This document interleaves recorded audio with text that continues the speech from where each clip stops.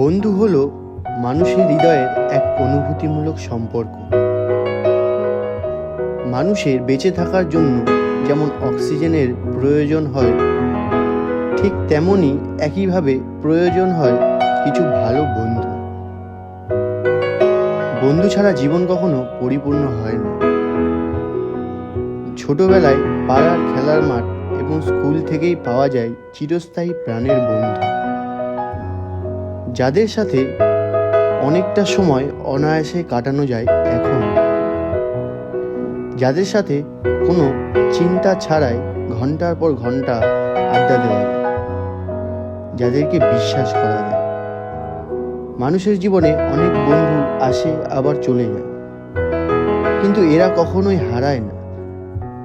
ঠিক এমনই কিছু বন্ধু আমার জীবনেও আছে, যাদের আমি কখনো হারাতে চাই না, যাদের সাথে জড়িয়ে আছে অনেক স্মৃতি সেই ছোটবেলা থেকে।